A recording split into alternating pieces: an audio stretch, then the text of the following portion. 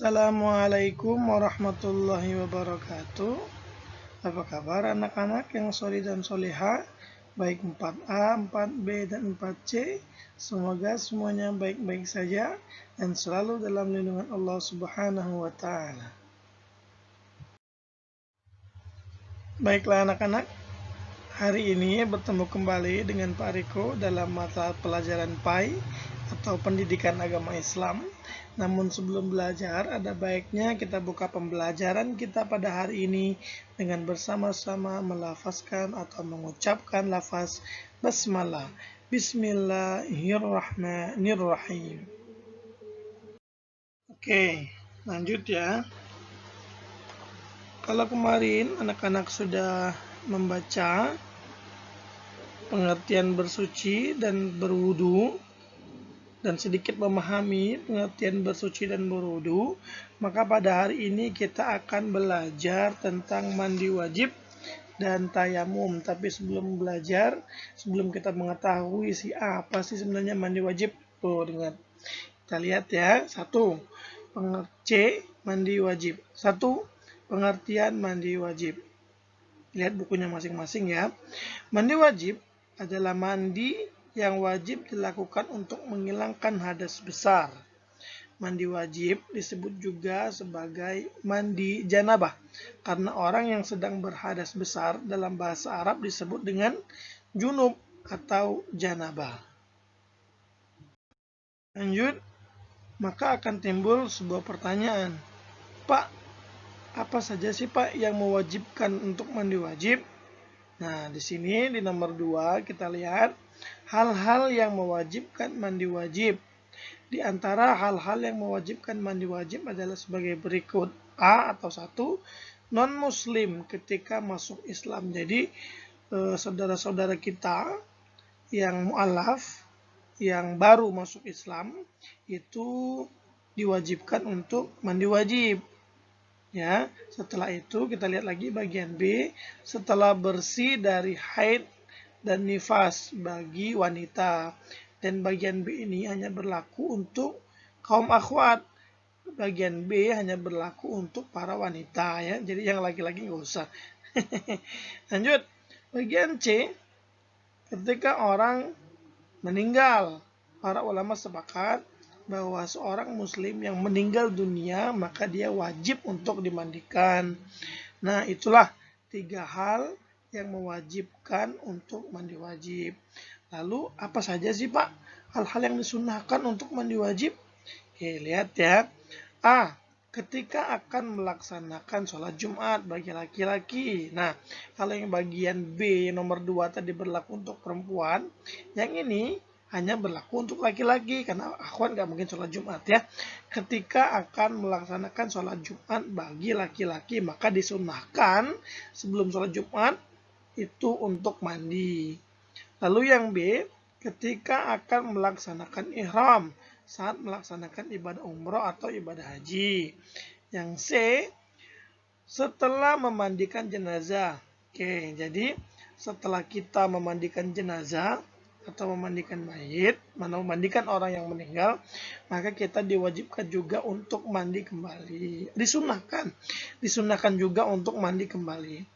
Dan D, ketika akan melaksanakan sholat Idul Fitri dan Idul Adha. Nah, sebelum sholat Idul Fitri dan sholat Idul Adha, kita wajib untuk mandi. Nggak mungkin ya, sholat hanya setahun sekali juga nggak mandi, nggak mungkin lah ya.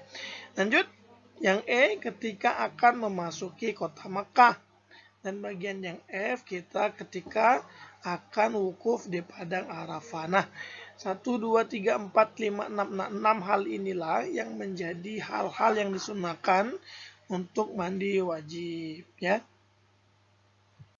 Yuk, tata cara mandi wajib. Nah nih, ini penting. Bagaimana sih Pak caranya mandi wajib nih? Dengarkan ya.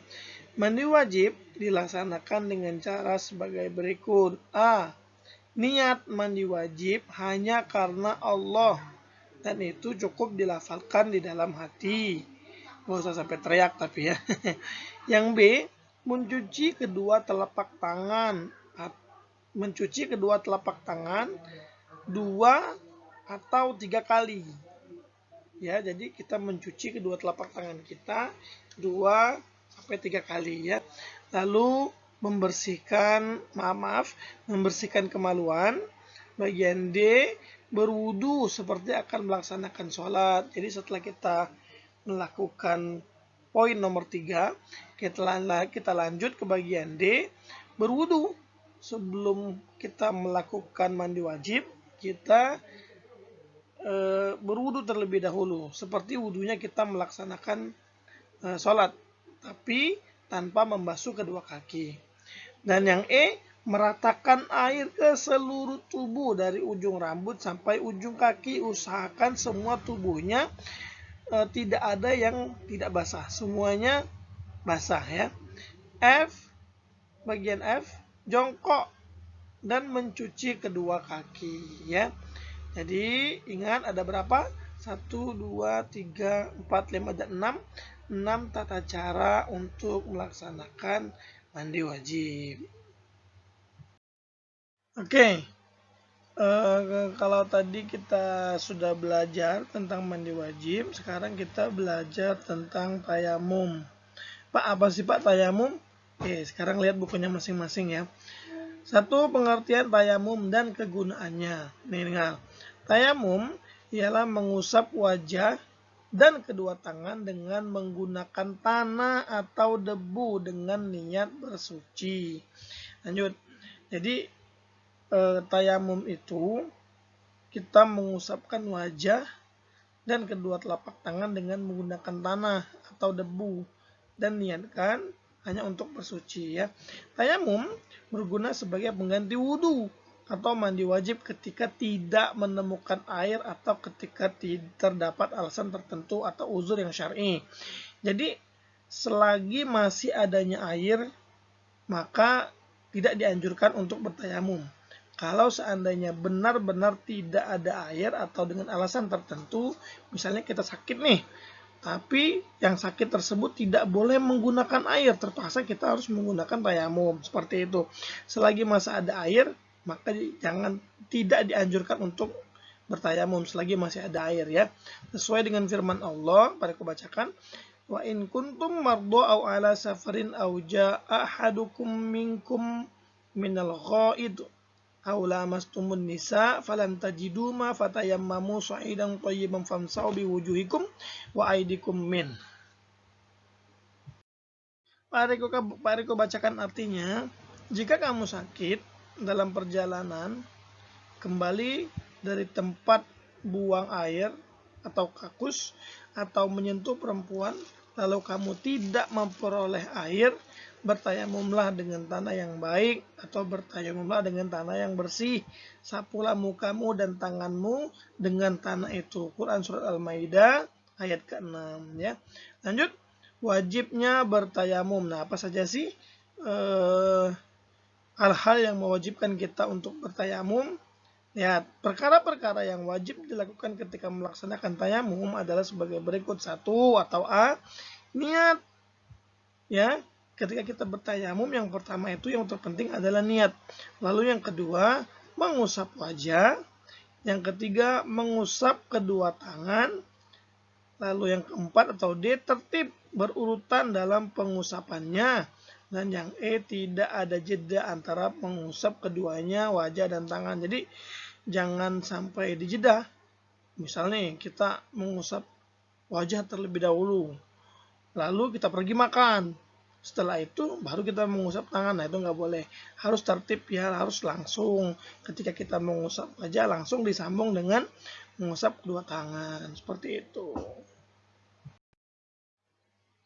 Nomor 3, hal-hal yang membatalkan tayamum.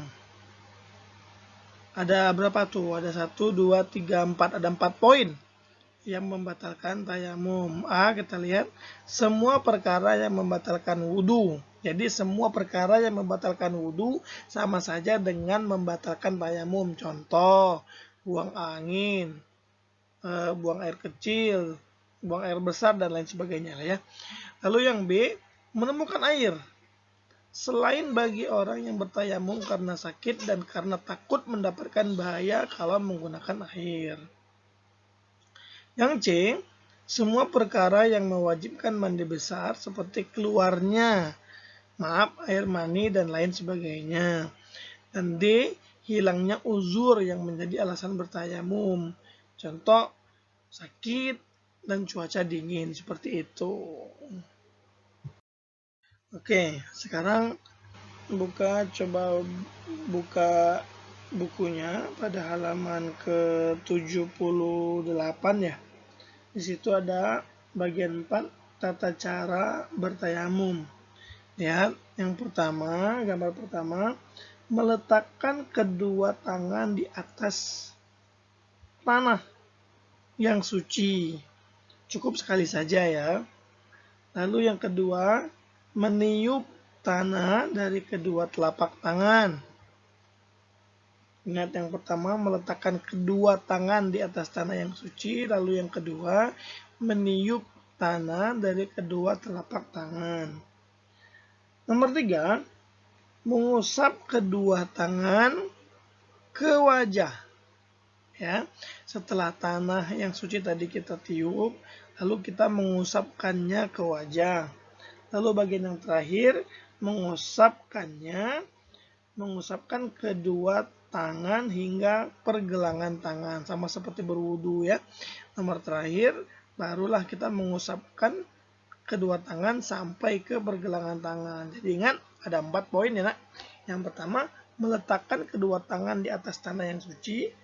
Lalu yang kedua, meniup tanah dari kedua telapak tangan. Nomor 3, mengusap kedua tangan ke wajah.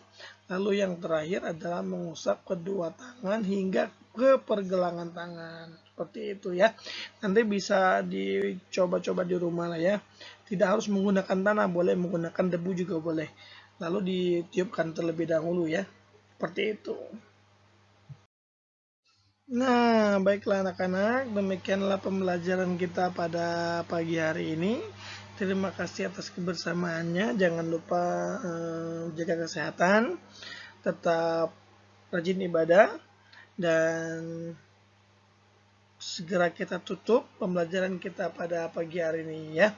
Baik, untuk menutup pembelajaran kita pada hari ini, marilah bersama-sama kita melafazkan lafaz hamdalah.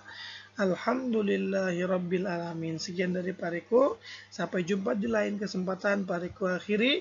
Wassalamualaikum warahmatullahi wabarakatuh. Jangan lupa ditutup ya, karena ada penugasan di bagian terakhir. Baik, penugasannya hari ini adalah silakan buka bukunya halaman 79. Di situ ada tulisan merangkum. Nah, jadi anak-anak hari ini tugasnya merangkum. Ada 5 poin penting yang harus kalian rangkum di situ. Yang pertama, tuliskan alasan mengapa bersuci disebut setengah dari iman. Lalu kedua, tuliskan dalil tentang kebolehan seseorang melaksanakan tayamum. Yang ketiga, tuliskan doa sunnah dibaca setelah wudhu. Tuliskan 3 perkara termasuk sunnah dalam berwudu. Tuliskan 3 perkara yang mengharuskan mandi wajib. Hanya 5 itu saja ya. Selamat mengerjakan dan mudah-mudahan bisa mendapatkan hasil yang terbaik. Sekian dari Pariku akhiri. Wassalamualaikum warahmatullahi wabarakatuh.